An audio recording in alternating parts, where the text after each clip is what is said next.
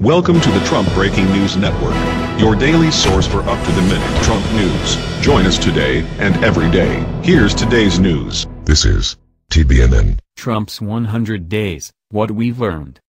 By Jordan Fabian and Jonathan Easley. When President Trump took the oath of office 3 months ago, one question loomed above the others: how would the most unconventional presidential candidate in recent memory govern? Here's what we have learned about Trump's approach to the presidency as he nears the first 100 days of his administration this Saturday. He's willing to change his mind. Besides his get-tough stances on trade, immigration and crime, Trump entered politics with very few deeply held political beliefs. And he's not been afraid to change his views depending on his circumstances.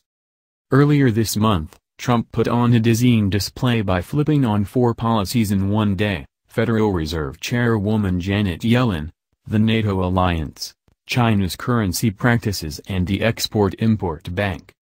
He backed off his promise to label China a currency manipulator during his first 100 days, decided to keep the XM Bank after criticizing it during the campaign and warmed up to Yellen. "I said it was obsolete," Trump said recently of NATO. "It's no longer obsolete." Perhaps his biggest change was his decision to launch cruise missiles at Syria, a major change from campaign rhetoric that saw Trump decry the perils of American military intervention in the Middle East. With the Syria attack, Trump seemed to be moved by images on television of dead children killed and wounded in a chemical weapons attack the U.S. has pinned on Syrian President Bashar Assad's military. He said that seeing innocent people, including women, small children and even beautiful little babies had a big impact on his view, so much so that my attitude towards Syria and Assad has changed very much. The rapid-fire changes have given some Trump supporters pause, while others call it a positive development. It's a sign of maturity. He's got his team around him now and is fully briefed on the consequences of his policy decisions and appears to be getting to the right place on almost everything, said U.S. Chamber of Commerce political analyst Scott Reed. Winning is everything. Loser, it's Trump's insult of choice, and one he's lobbed at his opponents hundreds of times. It's also a label no president wants, but Trump might fear it more than most. Trump faces the very real prospect of finishing his first 100 days in office without any major legislative achievements to claim. And while that might not be a sign his presidency is doomed to failure, it's a benchmark for success Trump himself set with an ambitious list of promises during his campaign. Trump has followed through on several of his 100-day promises, including filling Justice Antonin Scalia's seat on the Supreme Court with another conservative justice, Neil Gorsuch. But he has backed off others, while his attempt to repeal and replace Obamacare foundered in the face of opposition from his own party. And the travel ban, Trump's most controversial executive action, has been repeatedly blocked by courts. That thin record could explain why Trump and his staff are pushing Congress to hold another vote on healthcare this week, right before his 100th day. But they're unlikely to get that win. House GOP leaders have indicated they won't hold a vote on a proposal that doesn't have enough votes to pass. In the meantime, Trump tries to tamp down expectations for his first 100 days. "No matter how much I accomplished during the ridiculous standard of the first 100 days, and it has been a lot, including media will kill," he tweeted Friday. Governing is harder than it looks. During the campaign, Trump often boasted that his skills as a deal-maker in the business world would make him a great president. 3 months into his presidency, though, Trump has found out the hard way that governing the country is the toughest job he's ever held. Trump has marveled at the complexity of the thorny issues he's tackled as commander-in-chief, from Syria and China to his effort to overhaul the nation's healthcare system.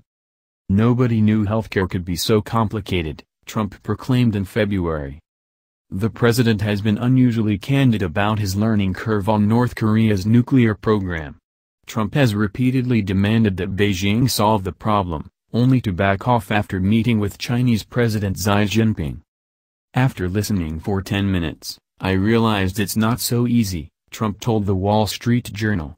"I felt pretty strongly that they had a tremendous power over North Korea, but it's not what you would think. And while the White House is loath to admit it, the lack of government experience at the staff level hurt the implementation of the travel ban. "I think he's tried to follow through on the things he said, but sometimes you get in there and find things aren't as easy as they look from the outside," said veteran Republican operative Charlie Black. Candidate Trump is President Trump. In his first 100 days, Trump has modulated some of his foreign policy positions and received a wake-up call about the complexities of dealing with Congress. But Trump has mostly refused to alter his style. Trump still publicly feuds with critics and those in his way, whether that's Arnold Schwarzenegger or the House Freedom Caucus members who torpedoed the GOP's healthcare plan. He still tweets with reckless abandon, even when it damages him politically.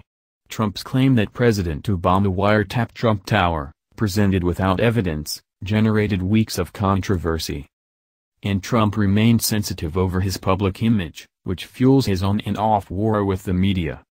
It's as if the campaign never ended. And it hasn't. Trump has hit the trail for campaign-style rallies to bask in the adulation of his supporters, who continue to turn out for him by the thousands. Trump's mercurial management style frustrates Washington insiders. But to Trump's supporters, it's evidence of his authenticity. America would be a lot better off if more politicians continued to behave the same way between the time they're elected and their first day in office, said Frank Cannon, president of the conservative think tank American Principles Project. Family First. Daughter Ivanka Trump and her husband, Jared Kushner, have emerged as two of Trump's most trusted advisors.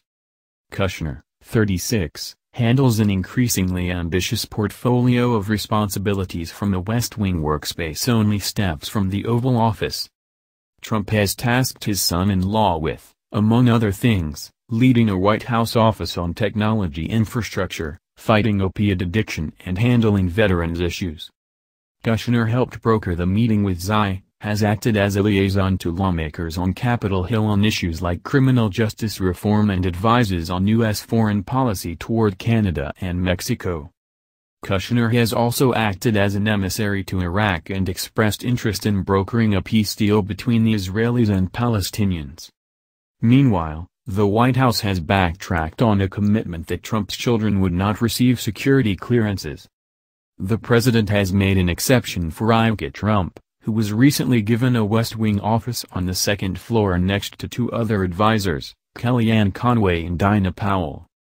Ivanka Trump's portfolio is loosely defined, but she is a regular at high-profile White House events and is said to advise her father on a vast array of topics. That's the news. Join us here every day. Be sure to subscribe and click the bell. See you next time. This is TBNN.